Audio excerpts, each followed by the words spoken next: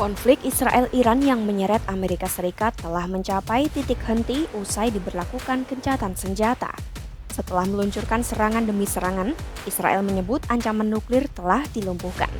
AS juga menyatakan operasinya yang menargetkan 3 situs nuklir Iran sukses besar. Di saat yang sama, Iran menepis klaim kedua lawannya dengan menyebut mereka gagal mencapai tujuannya.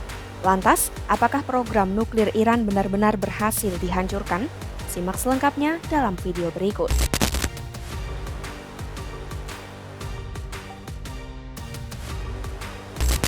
Serangan Israel ke sejumlah target di Iran diklaim bertujuan memusnahkan secara permanen ancaman rudal balistik dan kemampuan nuklir Iran. Serangan ini kemudian diperluas dengan keterlibatan AS yang meluncurkan serangan ke fasilitas nuklir Iran menggunakan bom penghancur bunker. Israel mengeklaim berhasil mencapai tujuannya. Perdana Menteri Israel Benjamin Netanyahu pada Selasa 24 Juni 2025 menyatakan telah menghancurkan program nuklir Iran. Ia mengancam akan meluncurkan serangan lagi jika ada pihak yang mencoba menghidupkan kembali program nuklir tersebut.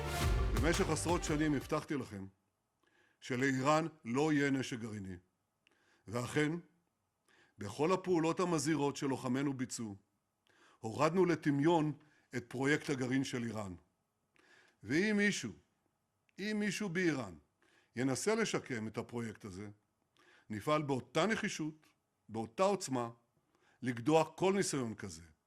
אני שב ואומר, לאיראן לא יהיה נשק גרעיני. Senada, Presiden AS Donald Trump menyebut operasi gabungan ini sebagai kemenangan militer besar dan mengeklaim instalasi nuklir Iran telah sepenuhnya dihancurkan.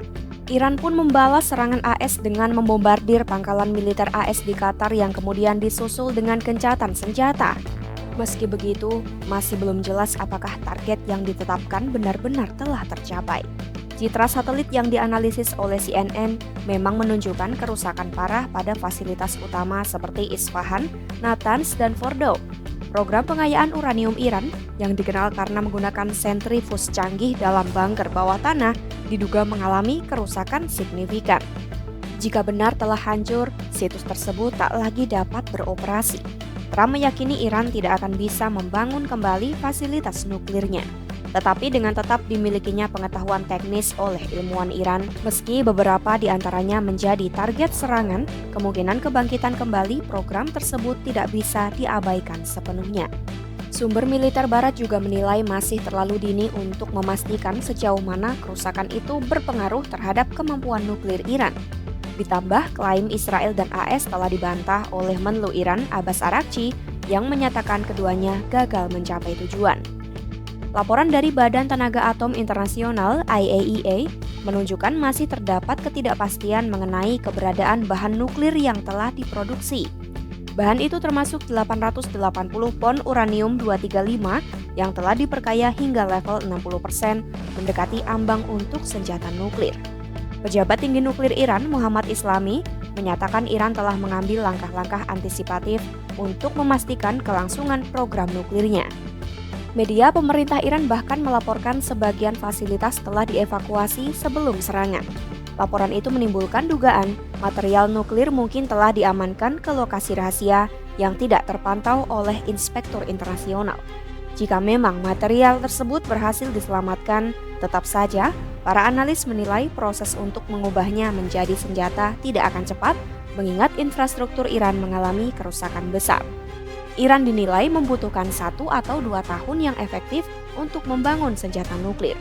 Pertanyaannya kini bukan sekadar apakah Iran masih mampu, melainkan apakah Iran berniat untuk melanjutkan program senjata nuklirnya. Selama ini, Teheran bersikeras program nuklirnya hanya bertujuan damai. Namun seruan dari faksi garis keras di dalam negeri untuk mengembangkan senjata nuklir sebagai bentuk pencegahan terhadap serangan semacam ini semakin menguat. Iran juga mulai mempertimbangkan penarikan diri dari perjanjian non-proliferasi senjata nuklir dengan alasan perjanjian itu gagal melindungi kepentingan nasional mereka. Iran is a committed member of NPT. But NPT is not able to protect us. So why a country like Iran or other countries who are interested to have a peaceful nuclear energy should rely on NPT for their peaceful activities. Sementara itu, jalur diplomatik tetap terbuka meskipun sempat tertutup oleh eskalasi serangan. Dengan diberlakukannya gencatan senjata antara Iran dan Israel yang dimediasi oleh AS, muncul kembali kemungkinan terbukanya ruang dialog antara Iran, AS, dan mitra internasional lainnya. Berdasarkan analisis berbagai pihak termasuk IAEA dan pengamat internasional, masih ada ketidakpastian tentang apakah kerusakan yang ditimbulkan serangan AS Israel cukup untuk memastikan kemampuan nuklir Iran secara permanen. Iran sendiri mengeklaim telah mengambil langkah antisipatif dan mungkin masih memiliki bahan nuklir yang disimpan di lokasi rahasia. Simak terus perkembangannya hanya di YouTube Kompas.com.